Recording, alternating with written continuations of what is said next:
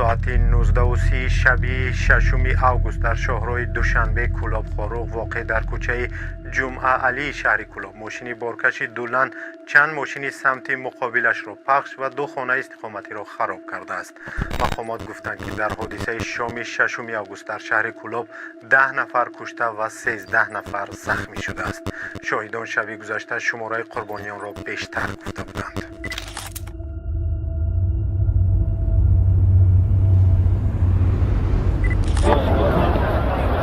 یا الله مهربون نگاه بدارا یک کم از پول اومده ای بالا تمامی قریبا 20 نفر ماشین زد. یعنی نگاه که مردم اما خوابنده اینجا این ماشین بین ای بالا طرف شروباد اومده این خانه در پول ما خانواده را هم را زدیه.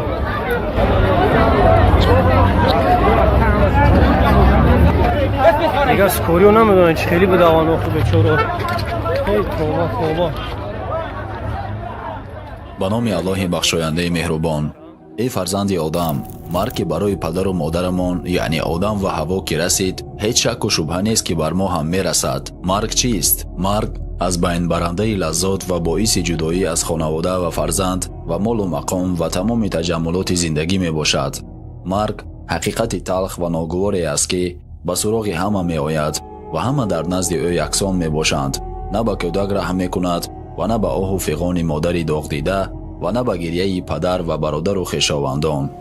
ҳар инсон хоҳ қавӣ бошад хоҳ заиф, хоҳ бой бошад хоҳ фақир, хоҳ ҷавон бошад хоҳ пир, ҳар оина лаззати маргро мечашад. паёмбари Аллоҳ ки беҳтарин ва маҳбубтарин бандаи Аллоҳ буданд билохира маргро чашиданд ва Қорун ки калидҳои хазинаҳояшро шутурҳо мекашиданд ӯ низ билохира маргро чашид.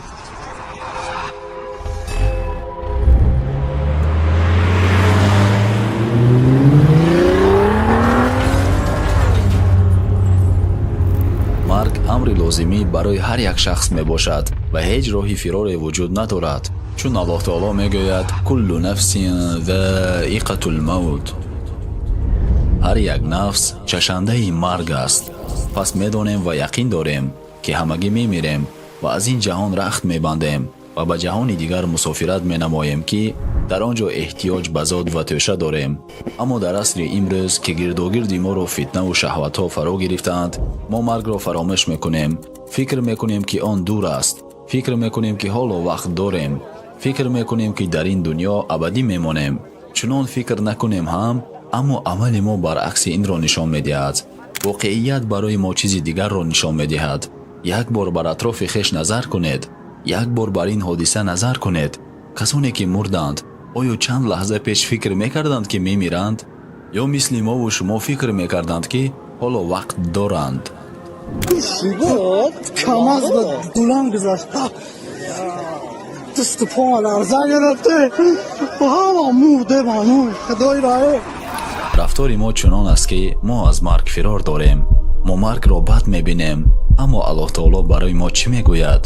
қул иннал мавта аллазӣ тафиррун минҳу фаиннаҳу мулақикум ثم تردون إلى عالم الغيب والشهادة فينبئكم بما كنتم تعملون.